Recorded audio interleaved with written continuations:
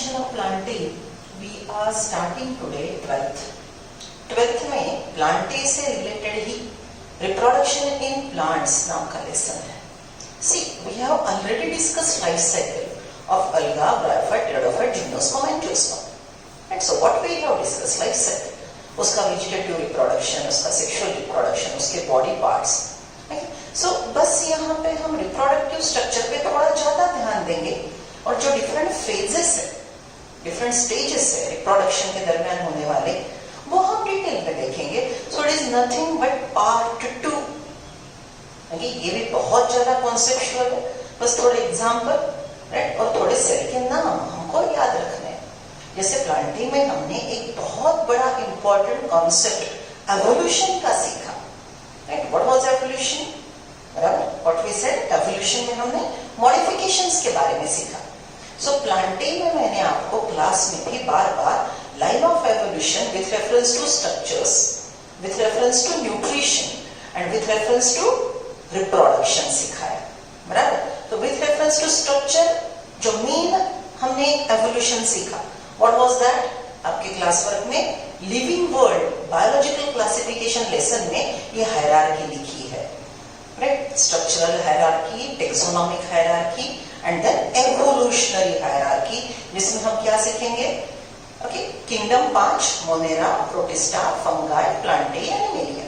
Monera का अगर हम स्ट्रक्चर कैसे मॉडिफाई होते गया अगर वो देखेंगे तो सबसे पहले प्रोकैरियोटिक, हेटेरोट्रॉपिक, अनेरोब्स, वो एवॉल्व हो गए प्रोकैरियोटिक, फोटोऑटोट्रॉप्स, कीमोऑटोट्रॉप्स. फिर आ गए ऑक्सीजनिक फोटोऑटोट्रॉप्स, बीजीए, साइनोबैक्टीरिया. जैसे ही ऑक्सीजन फोटोसिंथेसिस में एवॉल्व होने लगा वैसे ही एरोबिक रेस्पिरेशन डेवलप हुआ और हमको प्रोकैरियोट में ही जो हायर ऑर्गेनिज्म है वो एरोबिक रेस्पिरेशन करने वाला मिला, राइट? फिर जो प्रोकैरियोट है एवॉल्व, यूबैक्टीरिया बोलेंगे, साइनोबैक्टीरिया बोलेंगे, वो मॉडिफाई हो गए प्रोटिस्ट में, यूकैरियोटिक, यूनिसेल्युलर. फिर प्रोटिस्ट में हमको 3 लाइन ऑफ एवोल्यूशन मिले. कुछ फंगाई बने, कुछ प्लांट्स बने, कुछ एनिमल्स बने. बीच में आ गया प्लांट और एनिमल के बीच में आ गया यूग्लेना जो मिक्सोट्रॉप है. ओके, फिर हम प्रोकैरियोटिक यूनिसेल्युलर से prokaryotic eukaryotic unicellular, eukaryotic unicellular से few celled organism, few celled organism में control and coordination, structural modification. यहाँ पे फेजेस आएंगे cell differentiation, organ formation, right, organogenesis, और उसके बाद ऑर्गेनिज्म ने एक पर्टिकुलर मॉर्फोलॉजी डिजाइन की, दैट इज मॉर्फोजेनेसिस, राइट. और उसके बाद हमको ये हायर किंगडम मिले, फंगाई, प्लांटे, एनिमेलिया, फंगस और थैलॉइड. उसमें बॉडी डिफरेंशिएशन, ऑर्गेनाइजेशन नहीं है, लेकिन प्लांटे और एनिमेलिया में टिश्यू ऑर्गेनाइजेशन, बराबर. इसके बाद हम बोलेंगे डेवलपमेंट आ गया, उसके बाद ऑर्गन सिस्टम आ गए, कंट्रोल कोऑर्डिनेशन आ गया और पर्टिकुलर मॉर्फोलॉजी आ गई. Isn't it structural evolution we have discussed? Plantae में अगर हम फिर से बात करेंगे तो अलगा, यूनिसेल्युलर, कॉलोनियल या फिर फिलामेंटस. मॉडिफाई हो गए ब्रायोफाइट, थैलॉइड. फिर बने pteridophyte, root stem leaf, no flower. Gymnosperm, root stem leaf, cones. Angiosperm, root stem leaf, flower. Isn't it structural modification हमने सीखा? वैसे ही हमने प्लांटे में लास्ट लेक्चर में मैंने आपको टेरिडोफाइट ने सीड हैबिट कैसे बनाई वो भी बात बता दी थी.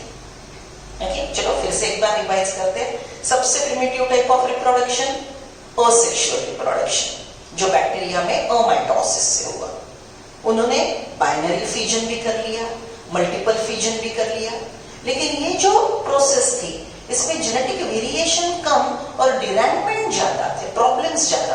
कुछ जीन अमाइटोसिस में डिवीजन एग्जैक्टली सिमिलर नहीं है, तो कुछ जीन गए, कुछ जीन नहीं गए. तो वो कंडीशन में अगर कुछ जीन नहीं जाते हैं तो ऑर्गेनिज्म का जिंदा रहना, वो इंपॉर्टेंट जीन्स ना होने की वजह से नॉर्मल लाइफ प्रोसेसेस परफॉर्म करना पॉसिबल नहीं था. तो नेचर ने माइटोसिस करके असेक्सुअल रिप्रोडक्शन करवाया, लेकिन असेक्सुअल रिप्रोडक्शन में फिर से माइटोसिस में कोई विविधता नहीं थी. Why we need variation? Okay, ये सिग्निफिकेंस मियोसिस का भी है, ये सिग्निफिकेंस सेक्सुअल रिप्रोडक्शन का भी है, और ये कॉज है एवोल्यूशन का. Why nature want evolution? Okay, just take example of right now corona virus. Right, ये जो डिजीज है, ये जो एपिडेमिक आते हैं, अलग अलग प्रकार की डिजीज है, वो अलग अलग क्लाइमेटिक कंडीशंस में अलग अलग ऑर्गेनिज्म को अटैक करेंगे. वहां पे जो फिट है वो जिंदा रहेगा. Are you getting me? देखो, हम सब लोग का जेनेटिक मेकअप एक दूसरे से अलग है, हर एक की इम्यूनिटी अलग है, हर एक कोरोना वायरस के लिए अलग अलग ससेप्टिबिलिटी बताता है. Nature want fit individual, so the one who is fit will be allowed to grow, allowed to reproduce, will get more resources. So nature को चाहिए कि हमारे पास विविध गुण हो, अलग अलग क्लाइमेटिक कंडीशन के अनुसार अलग अलग ऑर्गेनिज्म अलग अलग लोकेशन पे सर्वाइवल ऑफ द फिटेस्ट में सिलेक्ट होंगे. इसलिए नेचर को विविधता चाहिए. ओके, हमारे पास अलग अलग गुण है, तो अलग अलग कंडीशन को फेस करने की क्षमता हम रखते हैं. तो पूरे प्लैनेट पे, ये प्लैनेट पे दूसरा सर्वाइवल ऑफ द फिटेस्ट करेगा, दूसरे क्लाइमेटिक कंडीशन में और कोई सर्वाइवल ऑफ द फिटेस्ट में सर्वाइव करेगा. Right, so nature is interested in life and not in one particular type of organism, so we have to respect diversity. बराबर? तो ये डाइवर्सिटी, ये विविधता क्यों है? सेक्सुअल रिप्रोडक्शन की वजह से है. स्पेशिएशन क्यों है? सेक्सुअल रिप्रोडक्शन की वजह से. Okay, look at the word speciation, मतलब अलग अलग स्पीसीज बनने की क्षमता. वो क्यों आती है? उसका कॉज है sexual reproduction. Okay, so bacteria ने भी सोचा कि विविधता कैसे लाए, तो बैक्टीरिया ने कॉन्जुगेशन की प्रोसेस शुरू कर दी. Conjugation is not sexual reproduction, it is primitive type. लेकिन प्रोटिस्ट ने ट्रू सेक्सुअल रिप्रोडक्शन कर लिया. कुछ लोगों ने हैप्लॉन्टिक लाइफ साइकिल, तो कुछ लोगों ने डिप्लॉन्टिक लाइफ साइकिल बताई. In your class work for protista you have drawn two types of life cycle, haplontic as well as diplontic. Right, then protist develop into alga. Alga were aquatic. Now they decide to conquer land, जो हमने total planting में सीखा. तो ये पूरे process में reproduction कैसे हुआ? Alga can reproduce asexually as well as sexually. Isogamy, anisogamy, oogamy. Lower plant का रिप्रोडक्शन 12th के बुक में लेसन नंबर 1 में ब्रीफिंग किया है. 12th के बुक में लेसन नंबर 1 में ब्रीफिंग किया है. So we are not starting with lesson number 1 of 12th, we are starting with lesson number 2, जिसमें मेनली एंजियोस्पर्म का सेक्सुअल रिप्रोडक्शन हाईलाइट किया है. So I am relating reproduction of angiosperm with previously discussed planting. Alga करेगा isogamy, anisogamy, oogamy. Isogamy means what? Two similar gametes fuse. They are morphologically similar but chemically different to produce zygote. Anisogamy मतलब class work में diagram दिखाया आपके. Anisogamy मतलब एक बड़ा gamete और दूसरा छोटा गैमेट. दोनों मोटाइल हो सकते हैं या एक नहीं हो सकता है, whatever. बराबर? So anisogamy में what will happen? Again, two different types, morphologically as well as chemically. Two different types of gamete will go for fertilization.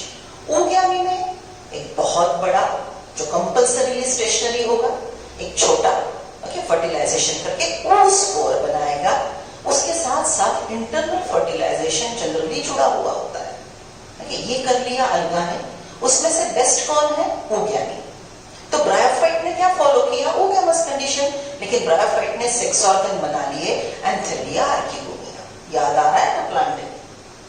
लेकिन ब्रायोफाइट एम्फीबियंस थे, तो उन्होंने सेक्सुअल रिप्रोडक्शन के लिए गैमेट्स ट्रांसफर करने के लिए, सेक्सुअल रिप्रोडक्शन में गैमेट ट्रांसफर करने के लिए ब्रायोफाइट्स ने क्या किया? वाटर का यूटिलाइजेशन किया, water dependent fertilisation.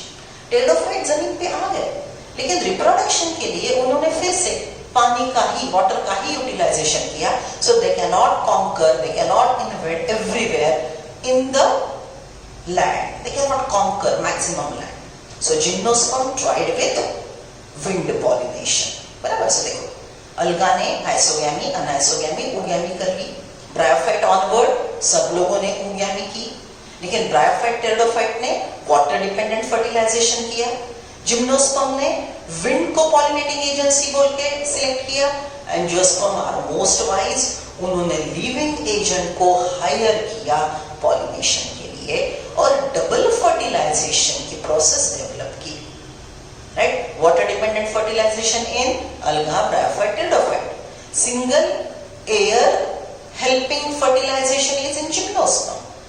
All different type of pollinating agencies and double fertilization, which is giving you triploid endosperm in acid, is best thing can happen with angiosperm. Isn't it?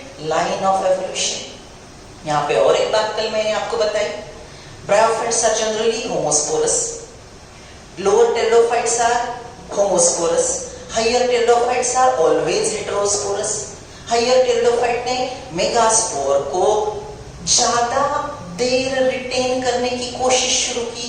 So period for retaining the megaspore goes on increasing in pteridophyte and then it is ultimately permanently retained. Internal fertilisation, बराबर। यहां पे pteridophyte ने एक बहुत wise decision लिया। What is that? जैसे ही megaspore को रिटेंशन उन्होंने परमानेंटली कर लिया, तो परमानेंट रिटेंशन के साथ साथ reduction in number of megaspore, internal fertilization and ultimately develop a seed which is not viable. Pteridophyte ने सीड बना ली, लेकिन वो वायबल नहीं थी। जिम्नोस्पर्म ने वायबल सीड बनाई और एंजियोस्पर्म ने सीड को फ्रूट में डाल दिया। अब ये कहानी शायद मैं आपको तीसरी बार सुना रही हूँ। इसी के आगे की स्टोरी हमको एंजियोस्पर्म रिप्रोडक्शन में देखनी है। Clear? Okay, so see, reproduction in angiosperm is though 12th lesson, it is very much resembling to plant A. One more thing, request to all of you, you might be not having 12th book with you. तो NCERT का book आपको website पे, okay, जो NCERT की website है उस पे जाओ, फ्री डाउनलोडिंग अवेलेबल है।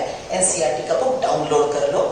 NCERT 12th के लेसन नंबर 2 को हम शुरू कर रहे हैं। Lesson number 1 is just a matter of reading. जो मैंने अभी कहानी सुनाई ना, ये पूरी कहानी वो बुक में है, चैप्टर नंबर 1 में, तो हम बाद में पढ़ लेंगे। We are starting with the important one, that is reproduction in angiosperm, chapter number 2 of 12th। Okay, so let's start with the basic one. These are the differences. Here are the differences of asexual reproduction and sexual reproduction. देखो, ये तो आप 9-10 से लिख रहे हो।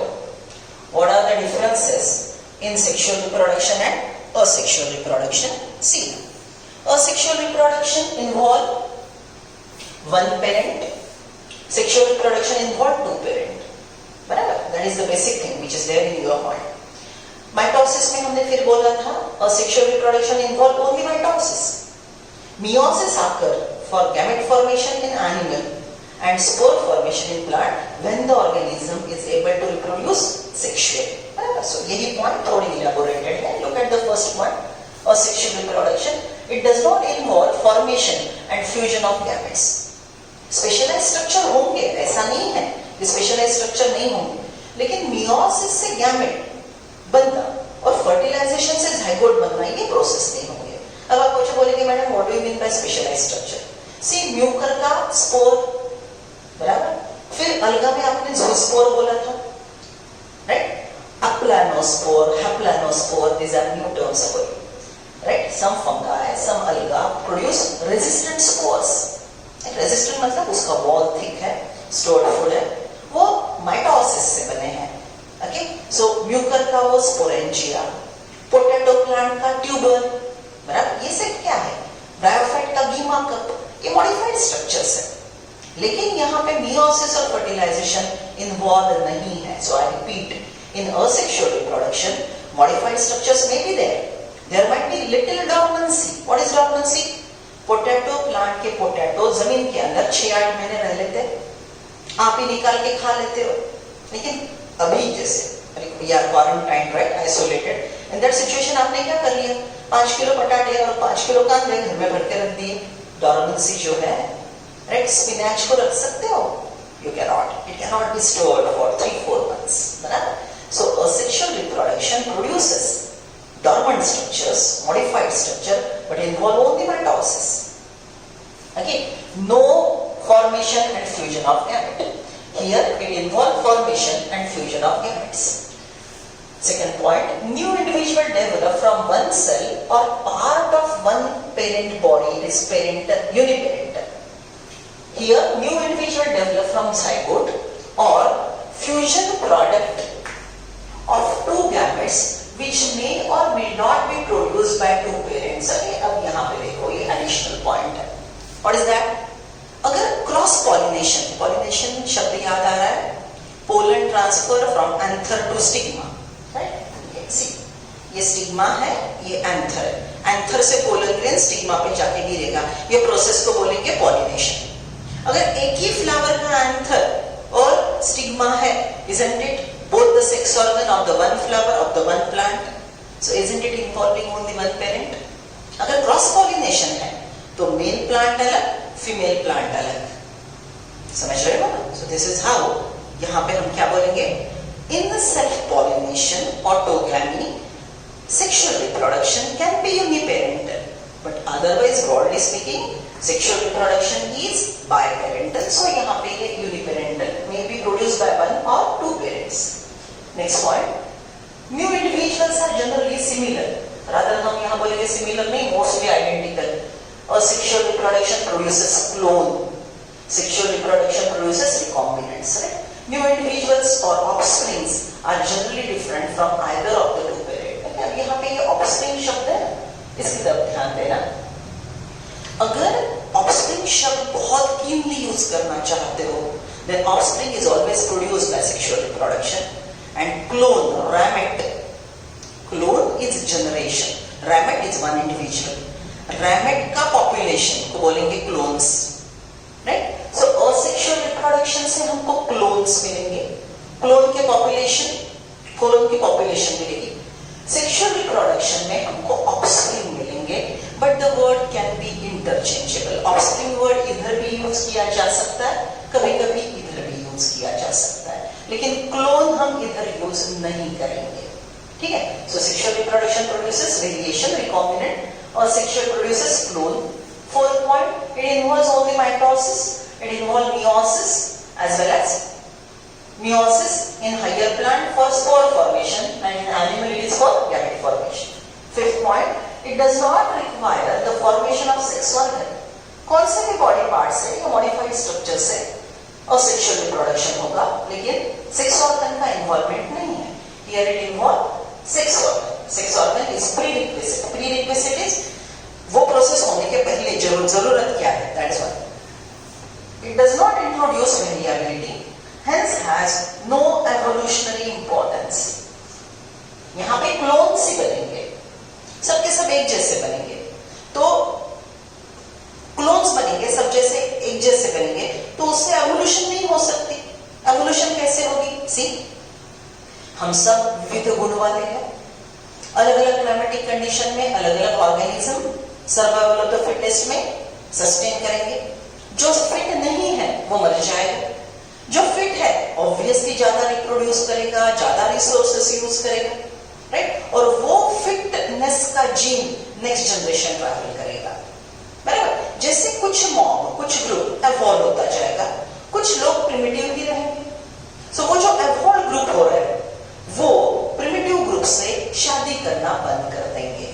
याद है ना, मैंने स्पीसीज का कॉन्सेप्ट सिखाया था आपको, right? Species means interbreeding population, जिनमें शादियां हो सकती है.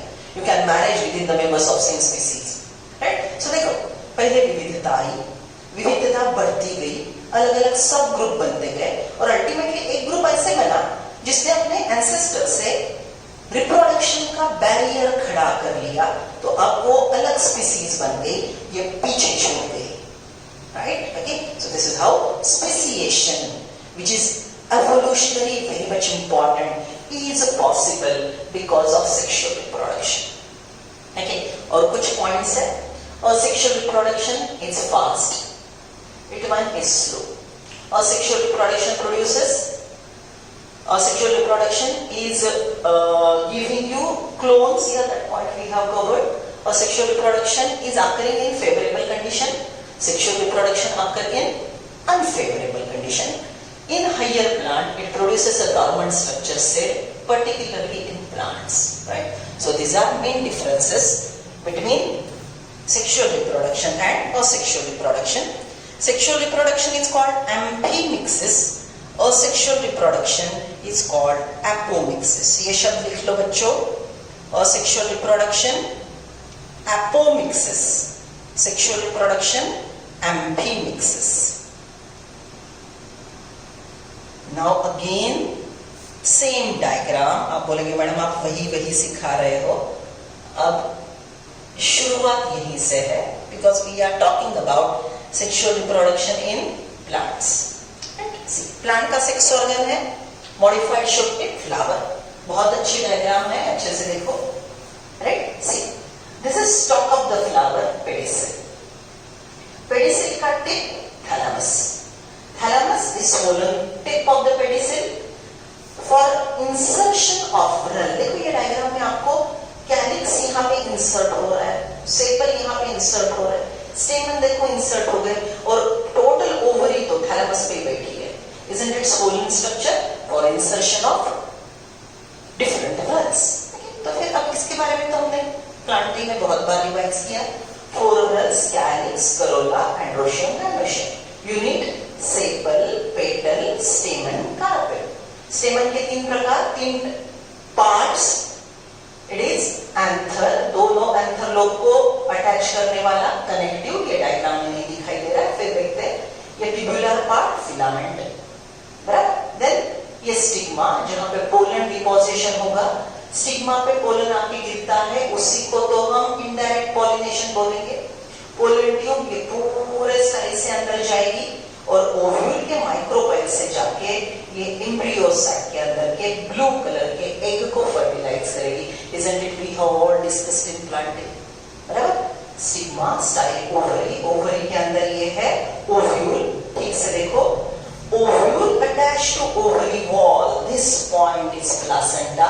ये शब्द आपने मॉर्फोलॉजी में प्लासेंटेशन दिखाया है. चलो बोलो कौन सा प्लासेंटेशन है ये फ्लावर में? Isn't it on the walls, on the margin? So this is marginal placentation. अगर ये प्लासेंटा यहाँ पे होता था बेस पे, it would have been basal. बराबर. So attachment of ovule to the ovary wall, the point of contact is placenta, which is providing nutrition. Mother plant के stock में से न्यूट्रिशन जा रहा है. पहले ये एम्ब्रियोसाइट को डेवलपमेंट करते करते न्यूट्रिशन देगा. फर्टिलाइजेशन हो गया तो यहाँ पे जो एम्ब्रियो ग्रो हो रहा है, एंडोस्पर्म डेवलप हो रहा है, उसके लिए नरिशमेंट प्रोवाइड करेगा. Placenta provide nourishment from the mama plant to the developing next generation. Right? Clear with this diagram? अच्छे से देख लो पूरे लेवल. राइट? अब ये इतने सुंदर डायग्राम देखने के बाद आपके रियल एग्जाम में कैसी डायग्राम आएगी जो आपको लेबल करने के लिए बोला जाएगा. Everyone ready? You are supposed to label this diagram. You are supposed to label the diagram just in 1 minute.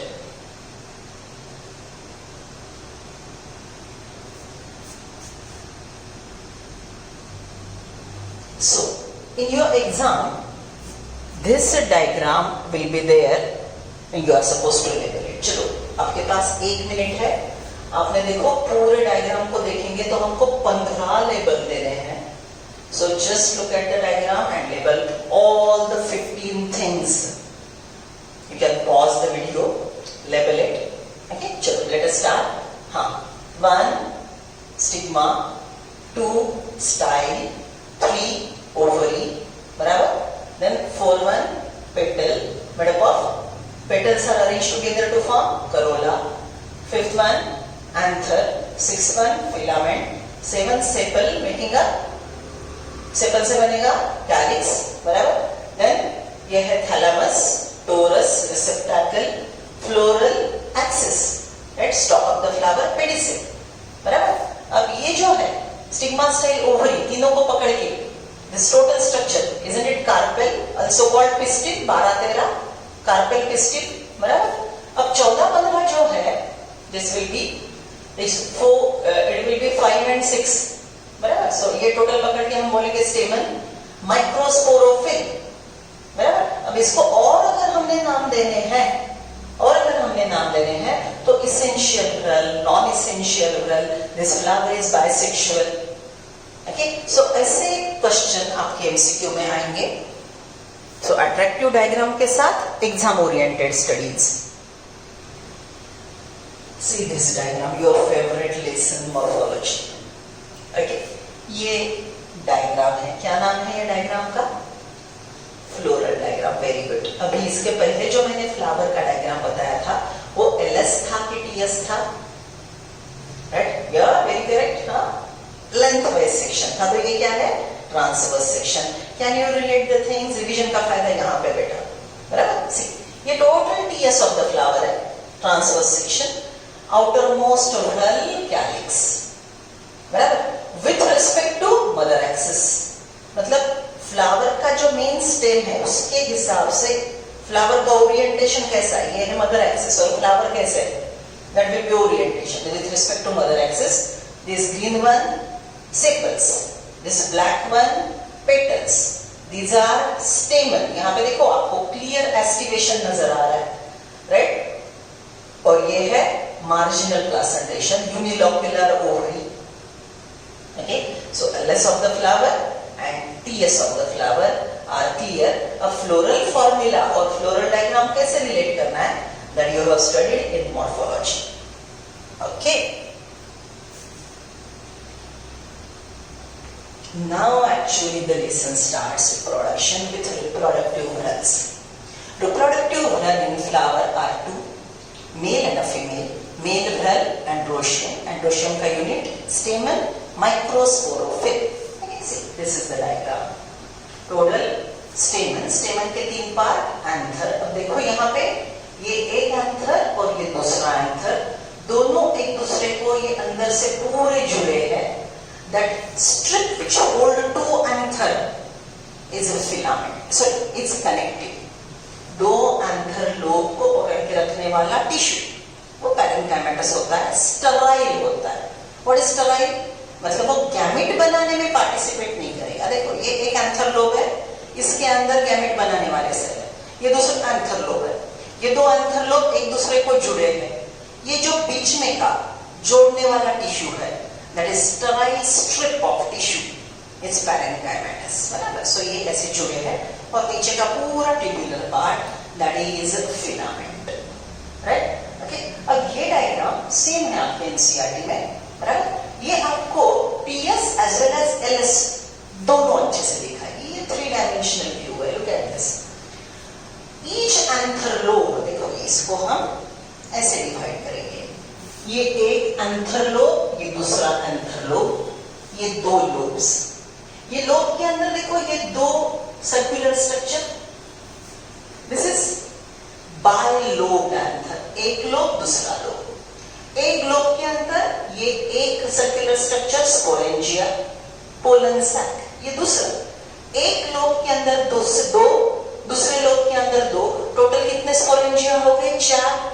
So this anther is bilobed tetrasporangiate. This anther is bilobed tetrasporangiate. यहाँ पे अंदर sporogenous tissue रहेंगे। What is sporogenous tissue? जो microspore mother cell बनाते हैं। You know microspore mother cell कौन से cell division से डिवाइड होंगे? मियोसिस से। सो यहाँ पे क्या बनेंगे? Pollen, right? फिर ये जो स्पोरेंजिया है वो डेहिस होंगे। देखो यहाँ पे ये स्लिटिंग बोल के दिखा के पोलन ग्रेन बाहर आते हुए दिखा है। So these anther lobes will डेहिस like this and the pollens are coming out of it and carried by pollinating agent. Okay, so this is what is typical angiospermic anther, which is bilobe, and these are the male sex organ present in flower. Okay, अब हम ये chapter का फिर से revision जो करेंगे, okay, और एक बार सितंबर के बाद जब रिवीजन करेंगे तो मैं यहाँ पे एंथर के अलग अलग टाइप्स सिखाऊंगी आपको, स्टेमन के अलग अलग टाइप, बेसिफिक्स, डॉर्सिफिक्स, वर्साटाइल एंड ऑल, बराबर। तो ये शब्द अगर कहीं पे आते हैं तो आप ये मत सोचो कि मैंने सिखाया नहीं, that will be again in revision, क्योंकि रिप्रोडक्शन इन एंजियोस्पर्म मैं पहली बार आपको सिखा रही हूँ। बराबर. So look at this diagram which is there in NCERT.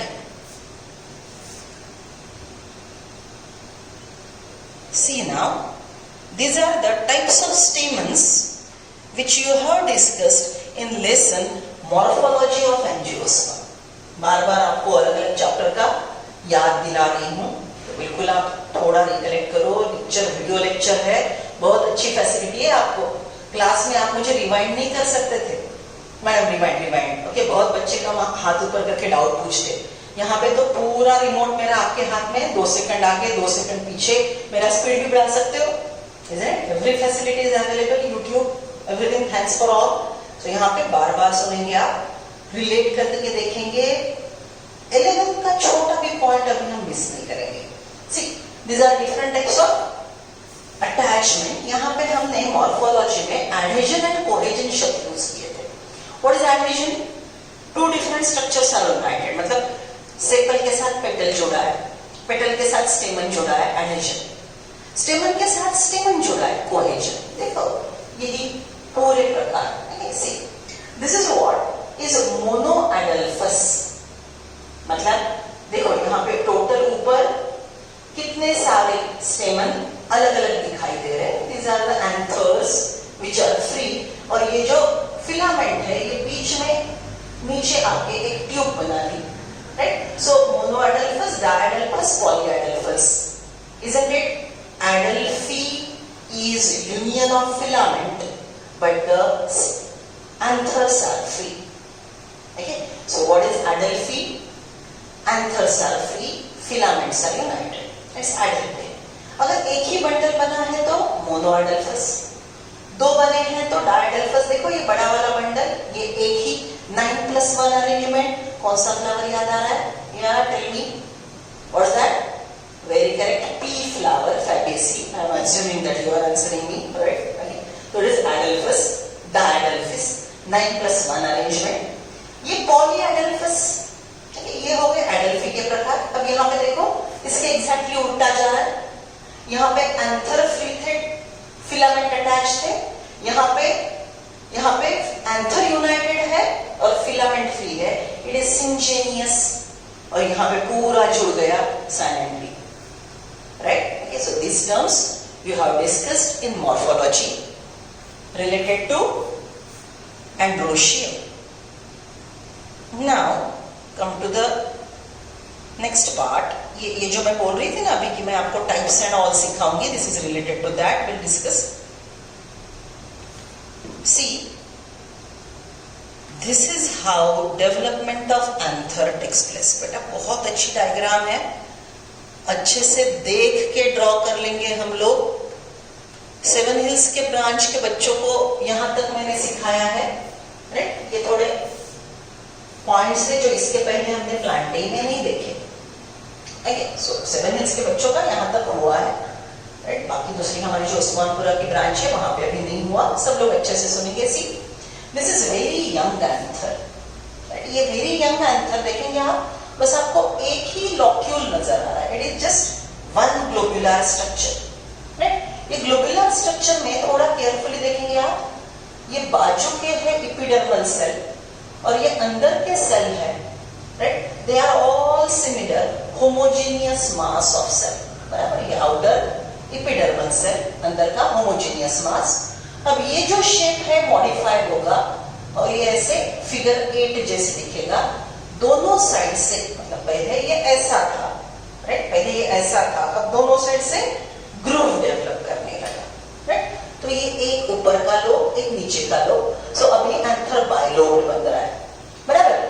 फिर बायलोब एंथर में ये जो 4 डॉट्स बताए हैं, ये सेल का नाम है आर्चेस्पोरियम. क्या ये स्पेलिंग पढ़ पा रहे हो आप? Archesporium, ARCHE, arche, SPORIUM, archesporium cell. This is a new word for you, not in NCERT. बस थोड़ा एक शब्द ध्यान में रखेंगे तो अच्छी बात है. या you will see in a homogeneous mass 1 cell differentiated located 2 in 1 lobe, बराबर. अब ये जो सेल है, ये सेल को ठीक से देखो, ये सेल पेरिक्लिनली डिवाइड हो रहा है. Two words, periclinal anticlinal division. What is periclinal division? See यहाँ पे ये पैरेलल टू वॉल डिवाइड हो रहा है. देखो ये पेरिफेरल वॉल लेयर्स मिले और अंदर का सेल इंटैक्ट है, बराबर. So this outer wall layer divide by periclinal division और अंदर के सेल डिवाइड होंगे एंटीक्लीनली. पेरिक्लीनल डिवीजन, एंटीक्लीनल डिवीजन. ये कहां पे हो रहा है? ये एंथर के डिफरेंशिएटेड सेल में. ये पूरी प्रोसेस कहां पे हो रही है? फ्लावर जब बर्ड कंडीशन में था. See look at this diagram. Pedicel, thalamus, ये कैलिक्स, करोला और ये जो डार्क दो लाइंस है, what are this? They are growing, developing anther, right, stamen. Okay, ये स्टेमन ग्रो हो रहा है. आपको अपर ग्लोबुलर पार्ट दिखेगा, नीचे का फिलामेंट. और ये मतलब ये डायग्राम अगर इसका हम टीएस लेते हैं, ये डेवलपिंग एंथर का टीएस लेते हैं, ऐसे दिखेगा. जब और ग्रो होगा तो ये बायलोब बनेगा और अल्टीमेटली ये फुल्ली ग्रोन है. इसका ट्रांसवर्स सेक्शन लेंगे तो ये डायग्राम दिखाई दे रही है जो मैंने अभी 2 मिनट पहले आपको बताई. Okay, what was this diagram, right. This diagram is showing you transverse section of mature anther, बराबर. देखो ये एक लोब है, ये दूसरा लोब है. एक स्पोरेंजिया, दो स्पोरेंजिया.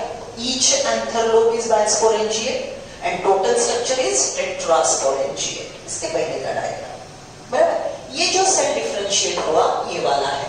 अब ये डिवाइड होगा, ये सेल डिफरेंशिएट हुआ, ये डिवाइड होगा.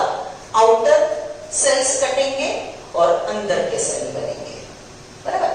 जो आउटर सेल बनते हैं, आउटर वॉल लेयर्स, राइट, और अंदर के सेल को बोलेंगे sporogenous cell. Outer wall layer और अंदर के लेयर को बोलेंगे स्पोरोजीनस सेल, बराबर. तो अब देखो ये एंथर में हमको क्या क्या दिखाई देगा? एपिडर्मिस जो पहले से है, फिर यहां से बनेंगे आउटर वॉल लेयर्स और अंदर है स्पोर बनाने वाले cells, right. So this is growing anther. What is this? Growing anther.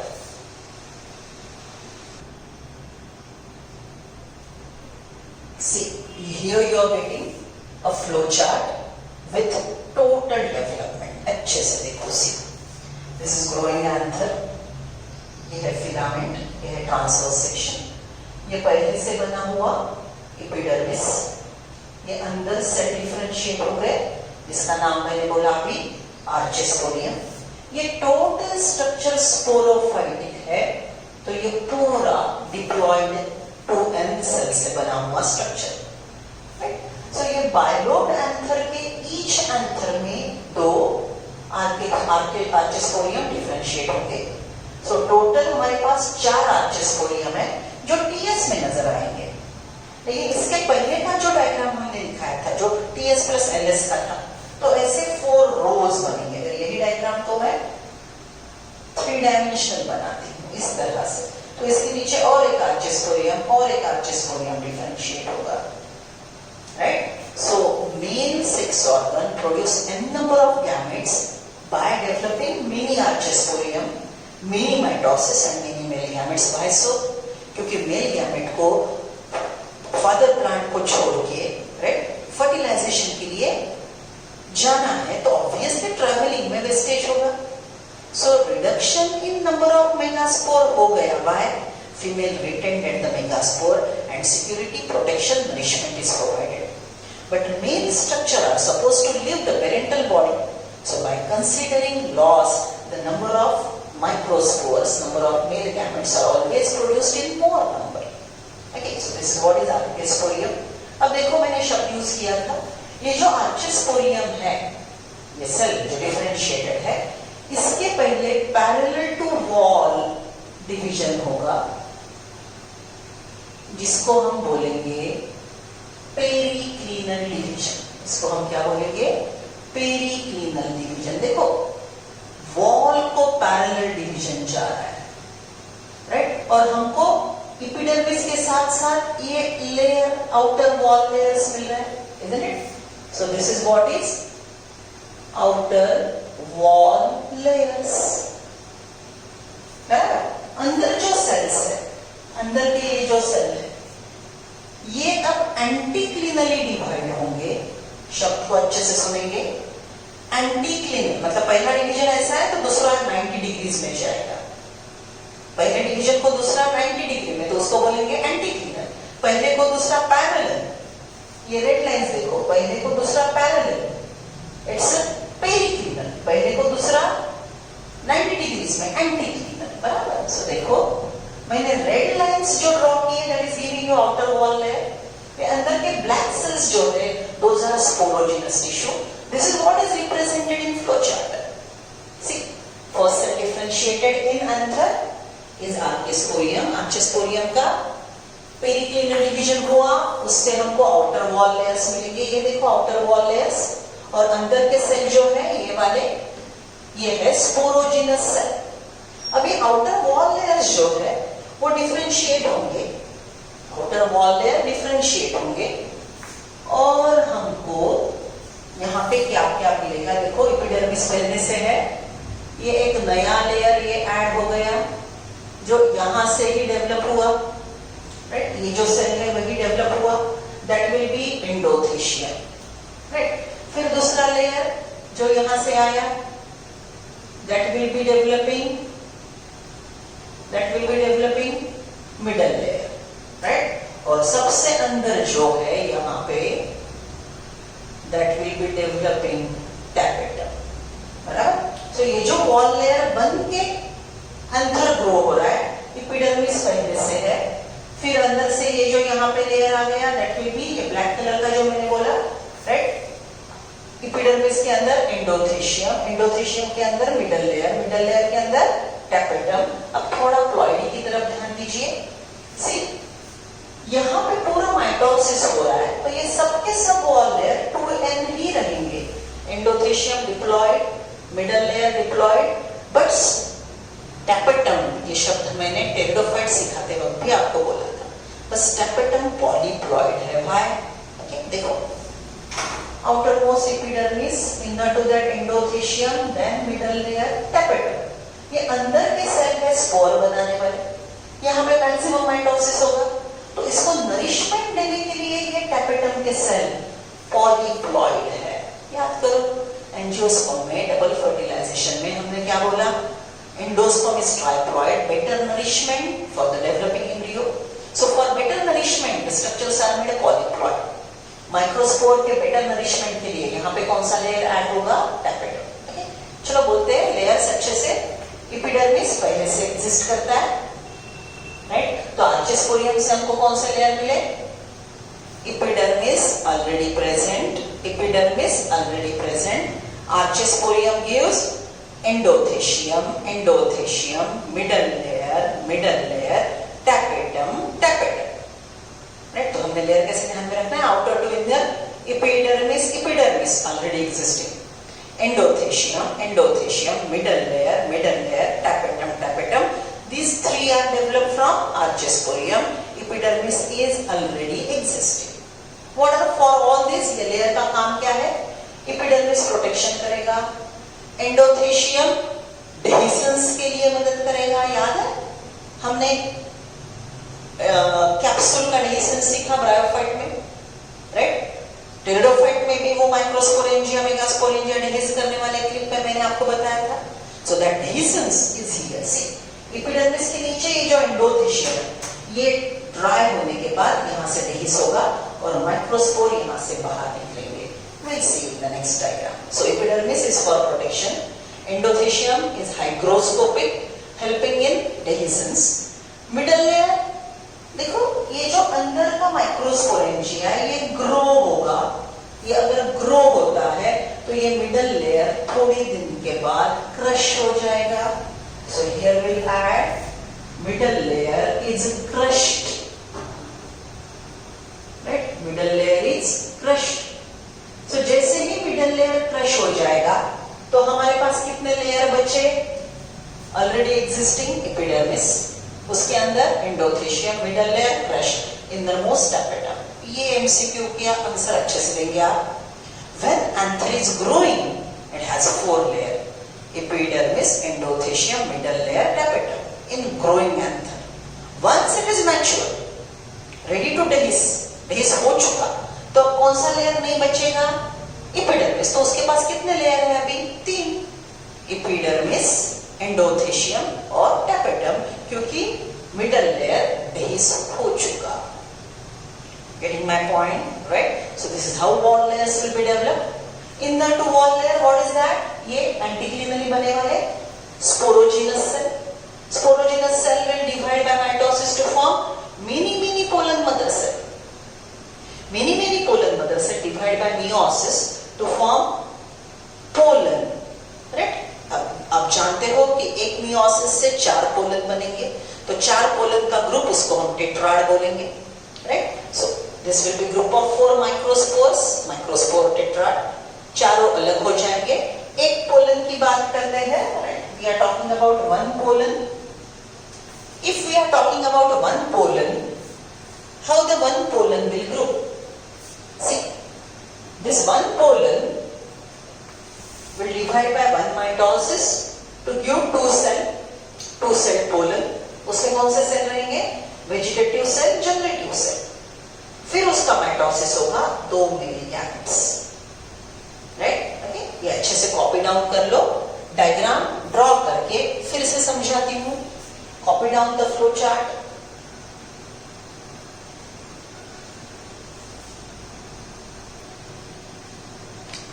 See, this total development shown in the diagram. Okay, we are revising.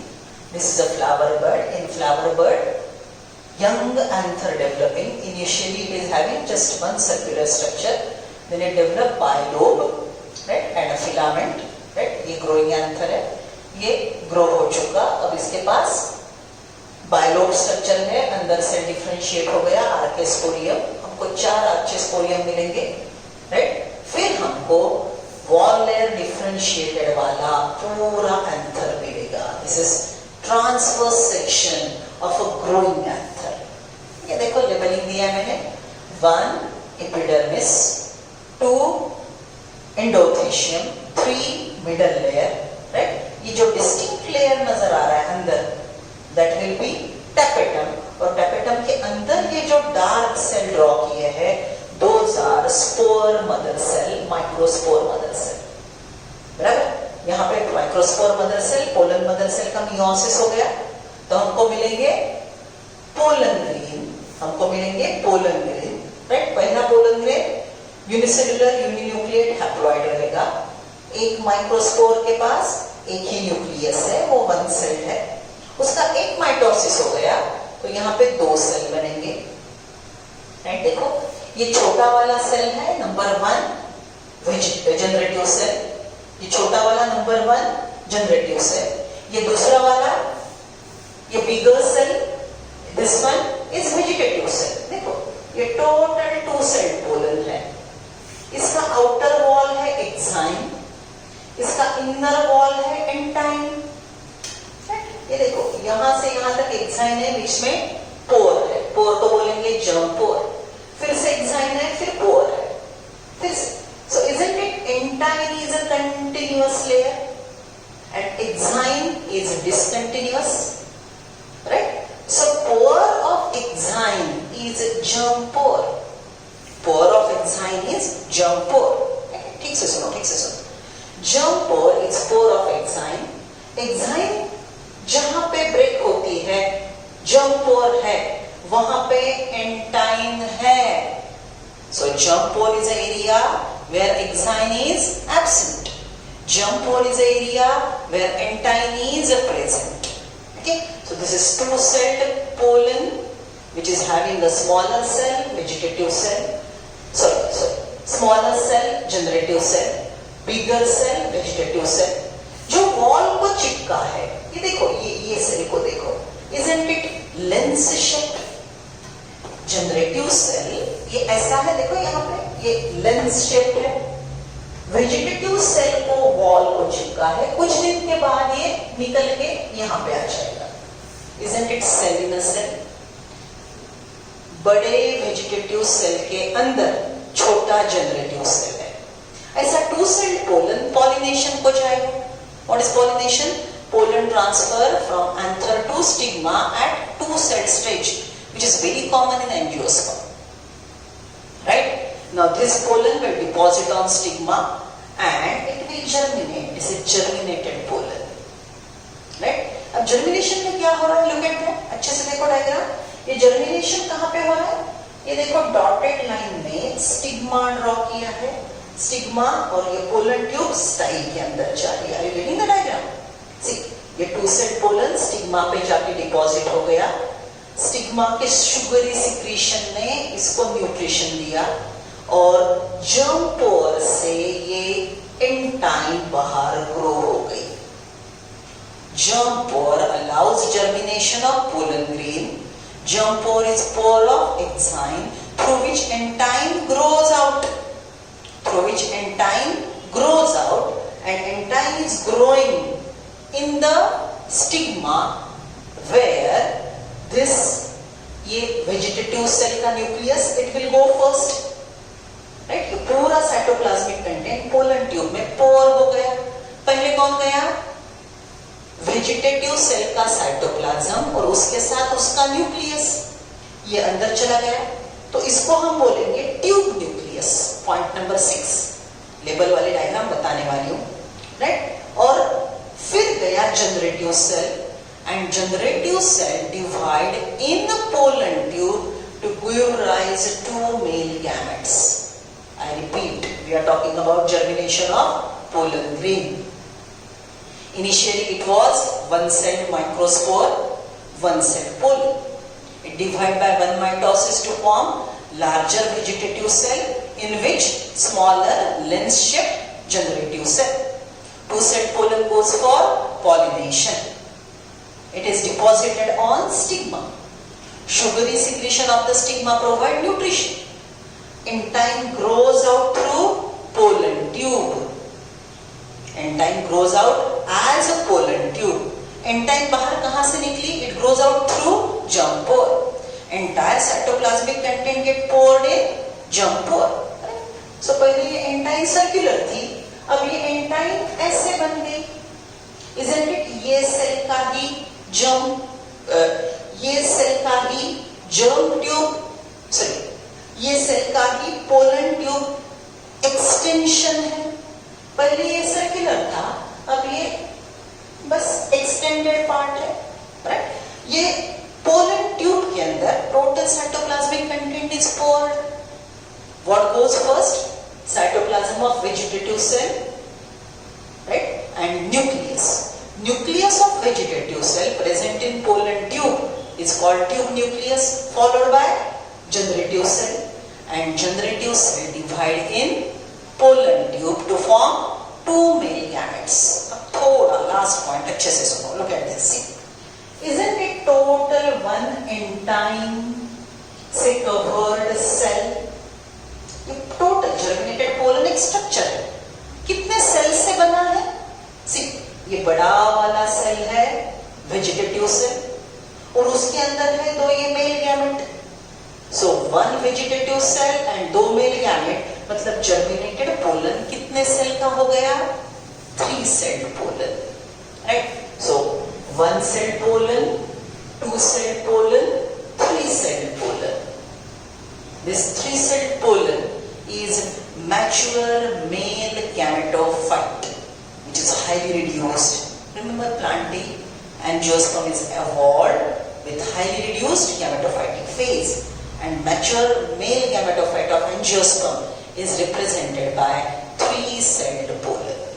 Right? So ये जो डायग्राम मैंने आपको पूरा समझाया, इसमें कितने लेबल्स है ये थोड़ा हम देखते हैं. Look at this diagram. This one. See, इतने सारे लेबल्स ये एक डायग्राम को है. राइट? ओके, सो ये लास्ट स्ट्रक्चर फिर से एक बार लेबल के साथ. Outer wall exine, inner wall intine, this is germ pore, this extension of intine pollen tube. Pollen tube में ये जो न्यूक्लियस गया ट्यूब न्यूक्लियस, पोलन ट्यूब के अंदर ट्यूब न्यूक्लियस, और ये अंदर है दो male gamete. This is total 3 celled mature male gametophyte. ठीक है, एनसीईआरटी पढ़ते वक्त ये पॉइंट ध्यान रखेंगे. Mature pollen is a two celled which goes for pollination and mature male gametophyte is three celled. Right, will read the book.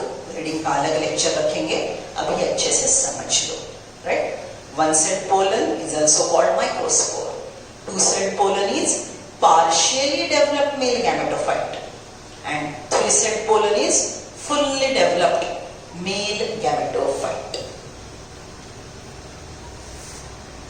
See now, these are the diagrams shown in NCERT. ये diagram NCERT में है. Developing layers, वहां पे बहुत ही simple representation दिया है, you can refer. यहाँ पे कलरफुल रिप्रेजेंटेशन है, लेयर डिस्टिंक्ट दिखेंगे. ठीक, this is light green colour epidermis. Right, ये एक पूरा यहाँ से यहाँ तक एक लोब, यहाँ से यहाँ तक दूसरा लोब. एक लोब के अंदर दो स्पोरेंजिया, टोटल स्ट्रक्चर टेट्रास्पोरेंजिएट. ये दोनों लोब को जोड़ने वाला ये बीच में का sterile strip of tissue connective. Connective carries vascular strand additional point. Right, NCERT के डायग्राम में ये है. ये पूरा कनेक्टिव वेस्कुलर स्ट्रैंड ये टोटल स्ट्रक्चर को न्यूट्रिशन देगा. बराबर, it is providing nutrition. Then epidermis, endothecium, middle layer, ये येलो कलर का टैपेटम और अंदर है sporogenous cell. Look at this, endothecium, middle layer, microspore mother cell and this is line of dehiscence. बराबर, ये लाइन ऑफ डेहिसेंस. यहां से ये माइक्रोस्पोरेंजिया, ये एंथर डेहिस होगा. कौन से लेयर की वजह से? Hygroscopic layer. कौन सा बोला था हमने अभी? एंडोथेशियम. एपिडर्मिस के अंदर है एंडोथेशियम. ड्राई वेदर होने के बाद, हाइग्रोस्कोपिक होने के बाद ये यहाँ से स्लिट डेवलप करेगा और फटेगा. फटेगा तो it will appear like this. देखो यहाँ पे. Right, isn't it clear? Because of hygroscopic layer endothecium, because of hygroscopic layer endothecium, the anther dehisced, right, and pollens are released. Okay, so this is growing anther. यहाँ पे distinct layer बचा है. This is mature anther. Growing anther has four layers: epidermis, endothecium, middle layer, tapetum. Mature anther has three layers: epidermis, endothecium, middle layer crush हो गया, tapetum अंदर के microspore को nourish करेगा और मैच्योरिटी के बाद यहाँ पे डेहिस होने से माइक्रोस्पोर रिलीज हो जाएंगे.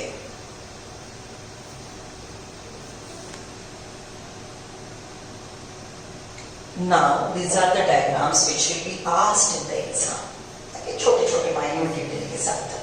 राइट, ये टोटल माइक्रोस्पोर की डेवलपमेंट है.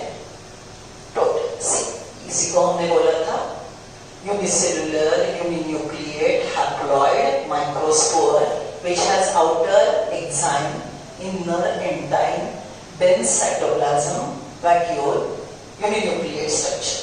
बराबर, बस यहाँ पे जर्म पोर आपको दिखाई नहीं दे रहा है क्रिस्टल क्लियर. बराबर, जर्म पोर्स है. ठीक है, this is one cell pollen. इसका एक माइटोसिस हो गया, it become two cell pollen. Two cell pollen अच्छे से देखो, ये बड़ा वाला सेल वेजिटेटिव सेल, एडिशनल शब्द ट्यूब सेल. इसको ट्यूब सेल क्यों बोलेंगे? क्योंकि जर्मिनेशन के बाद पोलन ट्यूब बनाने वाला ये ट्यूब सेल है. ये ट्यूब सेल जर्म पोर से बाहर आएगा तो पोलन ट्यूब बनाएगा. ये ट्यूब सेल के अंदर लेंस से छोटा सा जनरेटिव सेल जो इनिशियली वॉल को अटैच्ड है. राइट, जैसे ये मैच्योर होगा तब ये वॉल को छोड़ के बड़े वेजिटेटिव सेल के अंदर छोटा जनरेटिव सेल साइटोप्लाज्म में फ्री फ्लोटिंग है. Please be careful while watching this diagram. This is big vegetative cell, it's nucleus and this is lens shaped generative cell free floating in the cytoplasm of vegetative cell. This is two-celled mature pollen which will go for pollination. Right? Pollination हो गया, stigma पे जाके गिर गया. Right? Now through germ pore, entyme is extending out. देखो पूरा cytoplasmic content भी इधर जा रहा है. वेजिटेटिव सेल का न्यूक्लियस, राइट, पोलन ट्यूब में जा रहा है. This is growing, right. तो इसको हम बोलेंगे ट्यूब न्यूक्लियस, राइट. और जैसे ही ये जनरेटिव सेल, राइट, जैसे ही ये जनरेटिव सेल इधर जाएगा तो दो मेल गैमेट बनाएंगे. So see, this is total germinated pollen, right. ये एक्साइन, ये एंटाइन, एंटाइन का extension pollen tube, pollen tube के अंदर यहाँ पे है ट्यूब न्यूक्लियस, राइट. और ये दो male gamete, they are siphoned through the pollen tube and cause the process of fertilization, syngamy, right. This is helping in syngamy and the flow of male gamete through the restricted path of pollen tube is called siphonogamy. Okay, so I repeat, जो थोड़ा ये diagram आपको confusion create कर सकता है, आपके syllabus के अनुसार जनरेटिव सेल का डिवीजन पोलन ट्यूब के अंदर होगा. According to your syllabus, generative cell will divide in pollen tube to form two male gametes, right. अब ये अलग अलग प्लांट में अलग अलग प्रोसीजर हो सकता है, but this is what is your answer according to 12th syllabus. This is development of male gamete from microspore. So ये पूरे स्टेजेस को हम क्या बोलेंगे? Gametophytic generation of angiosperm. 1 cell pollen, 2 cell pollen, 3 cell pollen. Gametophytic generation, haploid, highly reduced, present on the anther. अब ठीक से देखो, 1 cell pollen, 2 cell pollen कहाँ पे बने? anther में. फिर वो pollination को गया और 3 cell pollen कहाँ पे बना? stigma पे ऊपर. Okay, so shall I say partially in angiosperm, partially male gametophyte development occur in anther and its male gametophytes development completes on stigma, right. Okay, one more thing, the process of development of gamete from microspore is gametogenesis. So what is this diagram right now? It is gametophytic phase of angiosperm, which is represented in 1 cell pollen, 2 cell pollen, 3 cell pollen, and this diagram is explaining the process of formation of male gamete. So this diagram is of gametogenesis, which involve 2 mitosis. यहाँ पे पहला mitosis, यहाँ पे दूसरा mitosis. Got the thing? बस ये इसकी वजह से थोड़ा मिसगाइड मत होना. This is a generative cell. I repeat, this is a generative cell. Generative cell divided in pollen tube. This is what total mature